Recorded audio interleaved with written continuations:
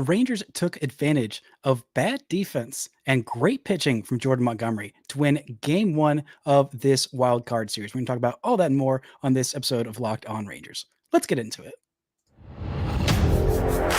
You are Locked On Rangers, your daily Texas Rangers podcast.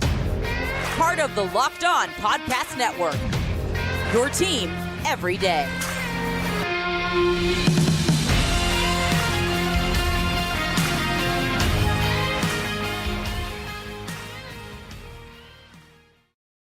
You are locked onto the Texas Rangers. I'm Bryce Paddock, a cripplingly addicted Texas Rangers fan covering the team for 10 seasons, including all 5 as the founder and host of Locked On Rangers. Thank y'all so much for making Locked On Rangers your first listen every single day. If you're not already, you can follow me on Twitter at Bryce Paddock. You can follow the show at Locked On Rangers. Hit subscribe on YouTube, where the best way you can help grow the show is to comment nearly any single thing below. Now, today is Tuesday, October 3rd, and your Rangers are 1 win away from making it to the ALDS in a series where not a whole lot of people gave them a chance to advance against this 99-win Tampa Bay Rays team. Before we get into today's show, this episode is brought to you by FanDuel. Make every moment more. Right now, new customers can bet $5 and get $200 in bonus bets guaranteed. Visit FanDuel.com/lockedon to get started. Now, the Texas Rangers won 4-0 in this one. A beautifully pitched game by Jordan Montgomery. A well enough hit game. Rangers were just 2 for 13 with runners in scoring position. But the thing that the Rangers did most and did best in this one was play defense. This was an incredible game. There's not a whole lot of games where you really talk about defense first. Grant Schiller and I did a preview of this series in yesterday's show, and we talked about the way that the Rangers have the edge on this Tampa Bay Rays team, and talked about the edge this team has on offense. We think is a okay edge, not a huge one, but we thought the biggest edge would be in defense. The Rangers have been a very good defensive team with Seager and Semien up the middle, with Josh Young's defense at third base, with Nathaniel Lowe's huge defensive improvement at first base, and the outfield of Evan Carter, Leody Taveras, and of course Aroldis Garcia in right field. This is a darn good defensive team, and Jonah Heim as well, doing some incredible pitch framing in this one. But it didn't take long for Evan Carter, the rookie, to announce himself in this one. Made a fantastic diving play in left field in the very first inning. He also had 2 hits, 2 walks, a double in this one, and of course his first hit off of a left-handed pitcher in the big leagues. Why would it not come in a high leverage spot in the playoffs? This kid is so incredibly impressive, and the defense by the Rangers was very much contrasted by what the Rays were doing. They had 4 errors in this one, and they were very costly errors. There was a wild pitch that allowed one of the runs to score. There was a throwing error by Jose Siri in the outfield that allowed 2 other runners to score. Now, one of them probably would have scored anyway, and it just allowed 1 more run, but it allowed what was runners on first and second. Corey Seager hit a single up the middle, and it took a weird hop on Siri. He played it pretty well with how weird that ball skipped off of him. But where he really got in trouble was the throw. And now Jose Siri is one of the best defensive center fielders in the game. Like, he just really is. And I don't know much about his arm. I know his routes and his speed are elite, absolutely elite. And he also had a misplayed ball that was a Corey Seager double later on in this game that I thought maybe he was going to catch, but he didn't. But on that throwing error, he threw the ball into the stands, and Corey Seager on a single ended up at third base. Unfortunately, the Rangers couldn't quite capitalize. Their hitters with runners in scoring position weren't great. There were a couple of missed opportunities with Corey Seager on third base and nobody out. Driving him home to get a 5th run home would have been really nice, would have been even more of a lead for this bullpen. It wouldn't have been a 4-run game, but hey, that was enough. I mean, the Rangers got defensive contributions from everybody, from Nathaniel Lowe, a couple of really great plays by Josh Young at third base, and he cements his case for a Gold Glove caliber season. From Aroldis Garcia making some great jumps in the outfield, Leody Taveras, nothing too memorable, but Evan Carter making those plays. There was a little bit of a misplay up the middle on a ball that Taylor Walls hit that ended up, I think it was initially ruled a single. It might have ended up being an error. Evan Carter was charged in an error. Actually was not the middle infield was not charged with an error, but just a little bit of a miscommunication between Semien and Seager, both of them going for a ball.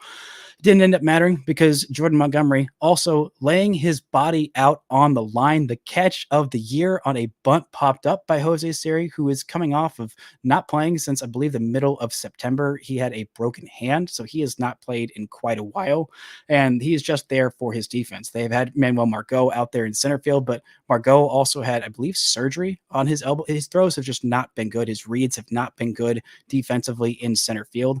And there was another play where Siri did make the play, and the Rangers decided not to send the runner. It was the double by Corey Seager. Actually, that was the one by Evan Carter. Evan Carter had 2 doubles in this one because of course he did. The rookie, the 21-year-old rookie who played in 21 big league games in the regular season, comes up huge in his first playoff moment, batting 9th. I don't anticipate him batting 9th in the game 2.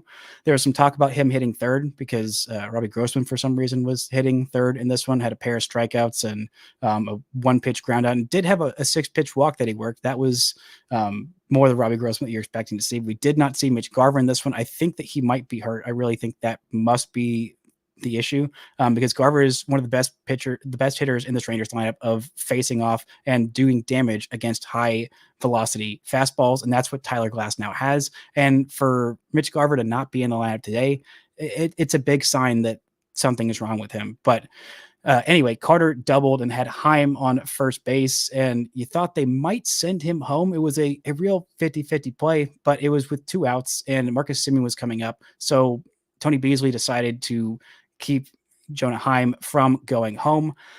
It was a really close play, but you had Marcus Semien coming up. You have one of your 2 guys that are your stars, your rocks of your team, a guy who was incredible with runners in scoring position this year and who is one of the hottest bats in all of Major League Baseball in the month of September and October. Like, he was just incredible. He had 9 home runs in the month of September and October. I guess it was just September because he didn't homer in the shutout loss on Sunday. But it makes sense. I'm okay with the decision to cut those guys off because the 2 guys who were making those plays were, Jose Siri in center field. Like I said, normally a really great defensive center fielder, and Taylor Walls, the shortstop, who is an exceptional defensive shortstop. Even he had some misplays in this one, got a throwing error on just some really not great scoops at first base by Yanni Diaz, the batting title winner, because he decided to sit on the last day as opposed to Corey Seager, who decided to play because his team had something to play for. I digress. I'm over it. It's fine.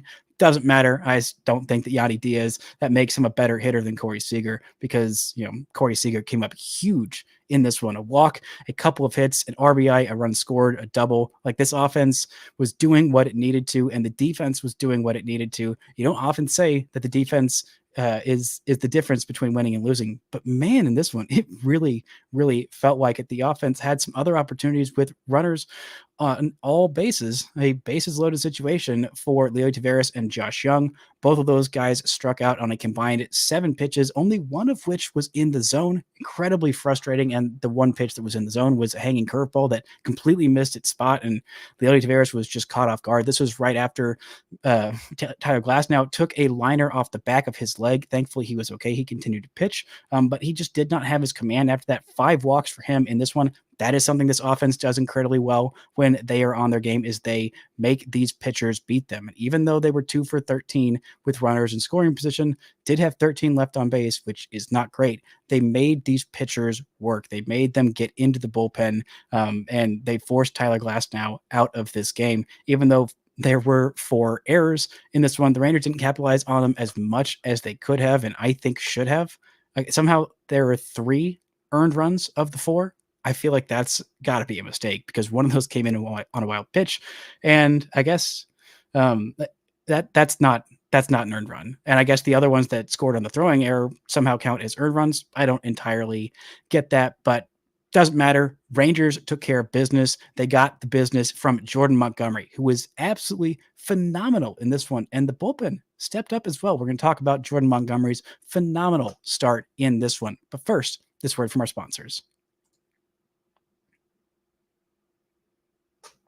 This episode is brought to you by FanDuel. Right now, new customers can get $200 in bonus bets guaranteed when you place a $5 bet. Snap into the NFL action this season with FanDuel. It's America's #1 sportsbook. That is $200 in bonus bets, win or lose. If you've been thinking about joining FanDuel, there's no better time to get in on the action. The app is easy to use. There's a wide range of betting options, including spreads, player props, over-unders, and more. So visit FanDuel.com/lockedon and kick off the NFL season. Also, I'm pretty sure the Rangers were plus 2,000, I think, was the odds before these playoffs started to win the World Series. So if you like those odds, or if you like some NFL odds, go to FanDuel.com/lockedon. FanDuel, official partner of the NFL. Shout out to the everydayers for making Locked On Rangers your first listen every single day. On tomorrow's show, I'll be breaking down game 2 of this series. It's going to be a lot of fun. Rangers are going to have Nathan Eovaldi on the hill. The Rays are going to have somebody different. I was going to say Drew Rasmussen. That is not the case. But whoever is starting, like I forgot just 3 seconds ago, you can catch every pitch. Zach Eflin, you can catch that pitch, every pitch of the hometown broadcast on SiriusXM. Just download the SXM app and search Rangers. Now, this was a huge game for the Rangers. They started their ace on the hill, Jordan Montgomery, and he was absolutely everything the Rangers could have hoped for in this one. Not just the diving plays, not just that. He was in the strike zone. It was a generous zone, which it feels like the Rangers haven't gotten the benefit of the doubt with the strike zone in months, years, decades, honestly. It's been so long. But for a guy who doesn't have the Tyler Glasnow arsenal of stuff, that doesn't mean that he's not a good pitcher, but he does not have that kind of stuff. He is more pinpoint command, stay in the zone, get swings and misses, get called strikes. And he was just absolutely dealing it. If you give him a better zone than average, then, oh my goodness, look out, because this guy is incredibly dangerous. I mean, he's used his four-seamer in an incredible amount. Didn't use a single sinker. Actually, no, sorry, scratch that. He used it more than his sinker, but I was looking for a two-seamer, but it said sinker, and it just confused me. But this is what Jordan Montgomery does when he is at his best. He threw 93 pitches in this one, 26 four-seam fastballs, 24 curveballs, 23 sinkers, 20 changeup, 4 pitches he was going with, and he had command of absolutely all of them. He got 5 swings and misses on the curveball, 4 swings and misses on the changeup, 1 swing and miss on the sinker, and he got 9 called strikes on that sinker. He was just absolutely painting the corners and just off the corners with that pitch. A couple of front door two-seamers to right-handed hitters to just sneak back out there and catch the corner and get a called strike 3. I mean, that is how you know this guy is absolutely feeling it. And, he's not a guy who always goes incredibly deep into games. I was tweeting this that, it kind of reminded me of the game where Jordan Montgomery, his best start for the Rangers this year was 8 shutout innings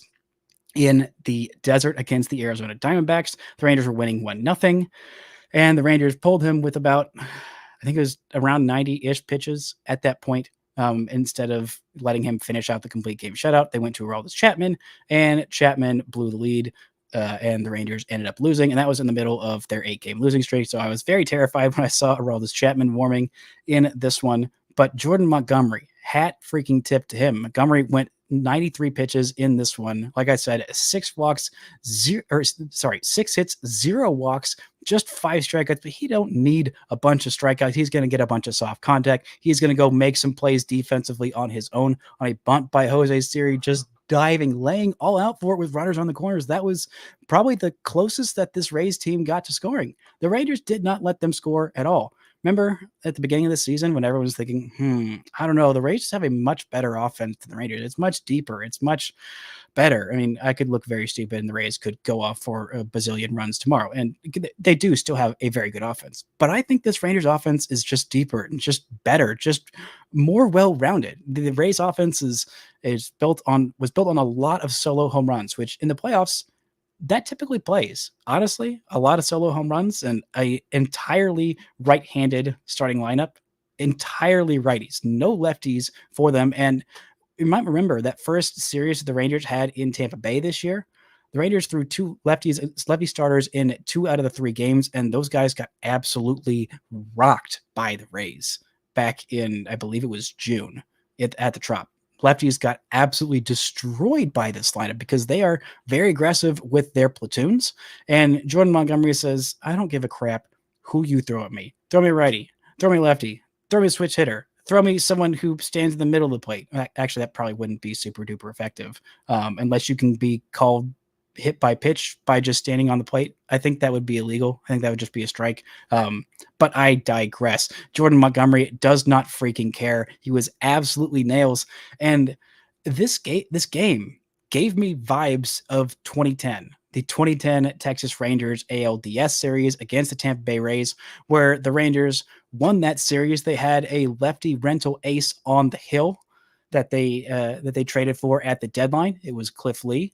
Now he got things done a little differently than Jordan Montgomery, but hey, 7 shutout innings from, I believe, both of them in those starts. The Rangers went nuts on the base pass, a stolen base by Leody Taveras, a stolen base by Evan Carter, and Leody Taveras got to third base on a throwing error by the catcher because, of course, he did. Pinto is normally a very great defensive catcher, but there was just no catching Leody Taveras. The Rangers putting it on this team with their speed. They were forcing these defensive miscues, and even though there were only 4 errors, there could have been more. There was an infield single by Leody Taveras. Actually, both of Taveras' singles. One of them was hit to the second baseman that honestly, like me, did an okay job at it, but Leody Taveras is just incredibly fast. And then there was one that was hit just past Yanni Diaz at first base. Now a great defensive first baseman would probably make that snag. The ball was hit decently hard, but it was a 360-ish expected batting average on that ball that Leody his first hit of the day. So there were just all kinds of other plays that the Rangers just forced this team to make mistakes on, and that is what winning teams do. That is what good teams do, and this Rangers team is good. And I talked about it in a video I did for YouTube that was posted about noon-ish today, talking about why this Rangers bullpen is good enough to win the World Series. And I might be saying that, and you as a Rangers fan might be saying, Bryce, you absolute moron, you absolute buffoon. Have you not watched this bullpen all year? Oh, believe me, brothers and sisters and non-binary friends, I have watched this bullpen. I have watched too much of this bullpen. I have been burned badly by this bullpen and by Aroldis Chapman. And the thought of him coming into a game with stakes in it, we've seen him blow some leads in the playoffs, but hey, on the right conditions, I got to hand it to Aroldis Chapman. He's good in the right conditions with rest, not on back-to-back days. If he throws in tomorrow's game, I will lose my freaking mind. I don't care if it's a 12-run lead. I do not want to see Aroldis Chapman in the game tomorrow because the man cannot throw on back-to-backs. But when he's got rest and in the 8th inning and not in a safe situation, he does pretty good.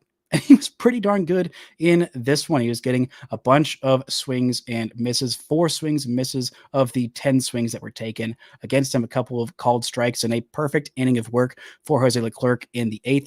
So you could take Jordan Montgomery out after 93 pitches. Now he's not a guy who throws a whole lot. Jordan Montgomery isn't a guy who throws 100 pitches very often, every single time out. I mean, most times he is right around that 95 pitch mark. And I was, screaming and complaining about, oh my God, please don't put Aroldis Chapman in a high leverage situation. But hey, he did his job and Montgomery did his job. And hopefully this means that Montgomery will be ready for, I think on normal rest, it would be game 2 of the ALDS. If the Rangers get there, Rangers still have 2 more wins to get. Hopefully Nathan Eovaldi can be amazing tomorrow, and the Rangers can just win the first 2 and not have to worry about who's starting game 3. And then you can have Dane Dunning start game 1 of the ALDS, and he'll be on extended rest, which will be good because he just pitched on short rest, even though it was only 4 1/3 innings on Sunday. But you really got to worry about your starting pitchers. But hey, I mean, you more have to worry about just getting these wins. The Rangers got the first one, the most difficult one. Tyler Glasnow is an incredibly good pitcher. The Rangers did a great job of making him work. He did get through 5 innings, and I was honestly shocked that he came out for that 6th inning. And all he did was walk the first 2 batters and say, all right, thank you very much. That's going to do it for me today. And they had to pull in the bullpen, and the Rangers were able to get another run in, a couple of runs in that 6th inning. So, I mean, they did their job. They absolutely did their job in this one. Won game 1, on to game 2 tomorrow. Hopefully you don't even have to worry about game 3. And then you've got the Baltimore Orioles. It's wild that the 3 best teams in the American League are all on the same side of the bracket, and one of them's going to get knocked out in the wild card. And that's a huge bummer. I think all 3 of these teams in the Tampa Bay Rays, the Baltimore Orioles, and the Texas Rangers are the 3 best teams in the American League.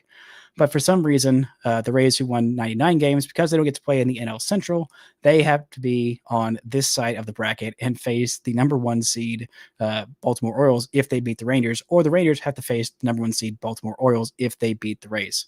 Life's not fair, but hey, if this team's going to win a World Series, and I think it's entirely possible, I predicted it on yesterday's show like a darn fool. But hey, it's entirely possible. Rangers won game 1 of a series that not a lot of people picked them to win. And they were coming in off of some dire circumstances. And I think Bruce Bochy is a massive reason as to why they were able to come out, be completely unscathed in this one and unshaken. And I think he is a huge reason why they might just win the whole freaking thing. Coming up, we're going to talk about that and a little bit more. But first, this word from our sponsors. This episode is brought to you by Bird Dogs. Bird Dogs are the most comfortable pants or shorts you will ever get your hands on. Bird Dogs stretch khaki shorts are designed to fit slimmer through the thigh and leg and give you a truly sculpted look. They do the exact same thing as Lululemon, but they fit so much better. And, here it is 91 in Texas right now as we are in October. And my Bird Dog shorts have got me feeling incredibly cool, going out for a little stroll, a little victory stroll, and enjoying the sunlight and the heat while it's here. And, when the cold weather comes, the Bird Dogs have you some comfortable long pants. I've got myself a pair of those as well. They are also incredibly comfortable. Looking forward to wearing them a whole lot more, and not just these incredibly comfortable Bird Dog shorts. But if you want to get yourself a pair of the most comfortable pair of shorts and pants you will ever wear, go to birddogs.com/LockedOnMLB or enter promo code LockedOnMLB at checkout for a free Bird Dogs water bottle with your order. That's birddogs.com/LockedOnMLB for a free water bottle at checkout. You won't want to take your Bird Dogs off. We promise you. Shout out to the Everydayers for making Locked On Rangers your first listen every single day. On Thursday's show, I'll be talking about either Game 3 or an ALDS preview of a matchup with with the Baltimore Orioles. You can catch every pitch as the Rangers and Rays square off tomorrow on the Sirius XM. Just download the SXM app and search Rangers. Now, this Rangers team, my goodness, the mental resilience of this squad is so unbelievably impressive. The highs have been so high this year. The lows have been absolutely crushing. And I think Bruce Bochy has got to be almost the hands down manager of the year. Now, I know that the Baltimore Orioles manager did a great job of sticking around through the rebuild and having a fantastic season, going from 100 losses, Brandon Hyde as a manager, to 100 wins as manager. I think that's great. And I think he's a great manager, and I want to take nothing away from him. But I'm pretty sure Bruce Bochy has never won a manager of the year.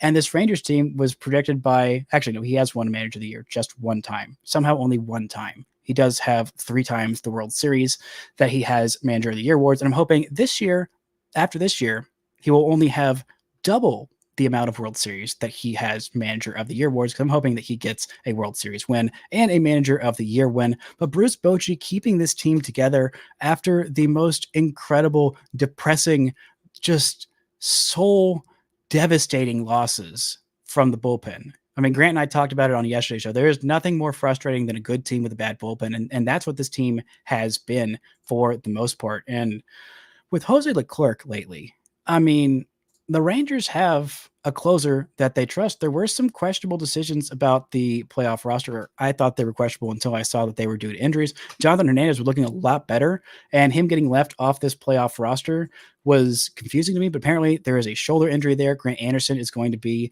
on this roster. Matt Bush, who has not pitched Major League games since June 3rd, or June 30th, I believe it was, and that was with the Brewers. He is on this roster. I'm more okay with that because Matt Bush has been in these situations before, but Grant Anderson being the call-up, who hasn't pitched in a Major League game since August 25th, and that was a blowout against the Twins where he let up a couple of runs, or I think it was 3 runs in 2/3 of an inning. That was a little questionable, but hey, Jonathan Hernandez is dealing with an injury. You cannot afford to put him on this roster. So you got a couple of guys out there that you can kind of trust. Josh Boers has looked really good in his last 2 outings since coming off the IL. That was huge. Jose Leclerc has been fantastic. Like I said, Aroldis Chapman in the right situation is trustworthy. And Grant Anderson, against righties, he can provide some value.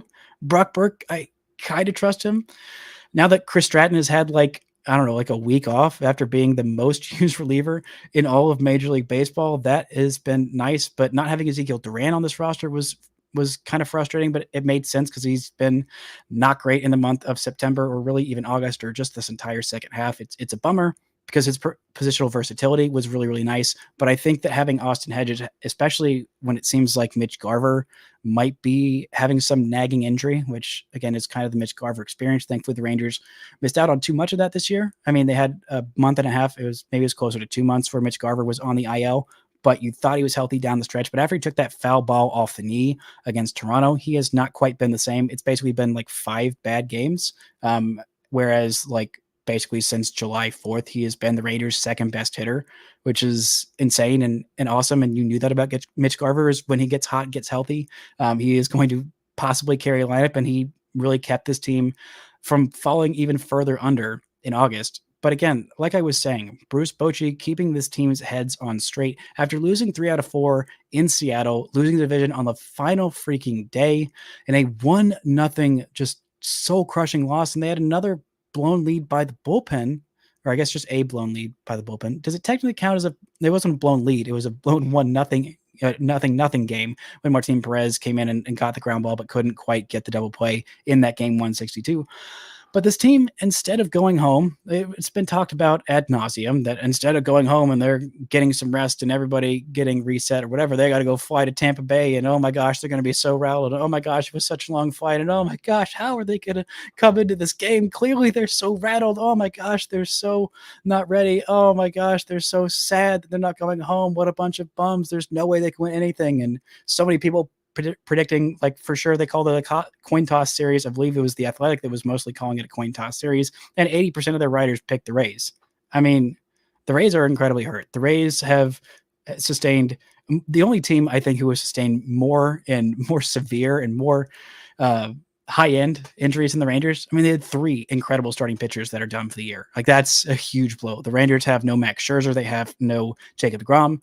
Now, I don't think any of the pitchers that the Rays lost were as good as either of those guys. Shane McClanahan's in the conversation for sure, but the amount of position players that were hurt and the bottom of this lineup just, I mean, I know they got 2 hits from Taylor Walls, but like Manuel Margot bunting and Jose Siri bunting, like in situations where like you should be swinging the bat. I mean, Siri's got 22 home runs in the regular season, and you look at the bottom of the Rangers lineup, they had Leo Taveras in the 7 hole with a multi-hit game. I know he had that really bad at bat with runners at all the bases, which means bases loaded. I don't know why I'm saying it like that, but he hit 400 in this one with a couple of key hits. Evan Carter was reached base 4 times in this one, including a couple of doubles and a couple of walks, because full count Carter is full count Carter.